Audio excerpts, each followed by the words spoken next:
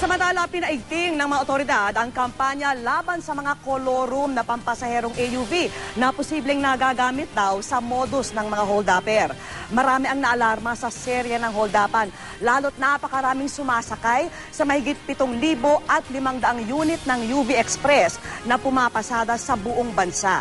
Kaya payo ng mga otoridad, mas maging mapanuri at sumakay lamang sa mga lehitimong terminal. Nakatutok si Ian Cruz, exclusive!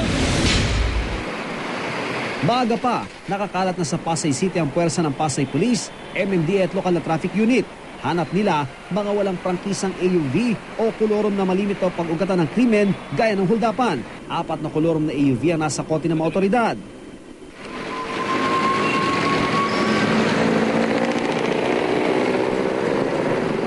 Kabilang na ang FX ni Alvin Villalobos na may biyaheng Baclaran del Pan, naka-yellow plate pero paso na ang prangkisa. Dahil lang po ang tatay ko na ospital, nadala po sa ospital, ay kailangan ko po ng panggasolina papunta doon. Huli rin si Christian Dave Amaro na ipinasada ang bagong van mula Cavite patungong Lotan sa Maynila. Nagpahabol para mula Marina Bay hanggang sa Macapagal Boulevard si Amaro sa humuling traffic constable, pero hindi naman daw nagagamit sa masama ang sasakyan niya. Sir, pauwi na rin po ako, sir, kasi pa-Manila na rin ako. Yun na rin po, sir. Kaya nasabay ko na rin. Kaya ngayon ko lang naman nagawa to, sir. Ang mga pasahero, di raw alam na kolorum ang nasakyan nila.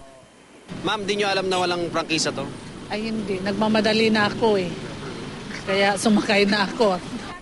Pero may iba raw na tinatangkilik talaga ang kolorum. Alam namin, kaya lang wala na kaming masakyan sa amin. Araw-araw nakatayo kami sa bus at traffic pa. Isinakay na lang ng mga taga-MMDA sa lehitimong UV Express service ang pasahero. Alam na otoridad, organisado rin ang mga kolorum. Pag ganitong may operation, yung unang mga huli, nakakapagtimbre na yan sa ibang mga kasamahan nila through two-way radios. Ang pagsugpo naman daw sa mga kolorum, pagsugpo rin daw sa mga posibleng pag-ugatan ng krimen.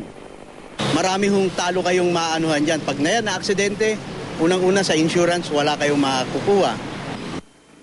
Sabi ng LTFRB, hindi rin sila tumitigil sa paghabol sa kolorum sa tulong ng Highway Patrol Group at MMDA. Maigpit rin daw ang bilin nila sa may prangkisa ng mga bawal tulad ng tinted na salamin para maiwasan ang krimen. Kasi yung AUV, point-to-point siya eh. Na bawal sa kanila mag-pick and drop in between. Hanggat maaari raw, sumakay sa mga terminal at sa may legal na prangkisa. Ian Cruz sa Katuto. Pagmamalas.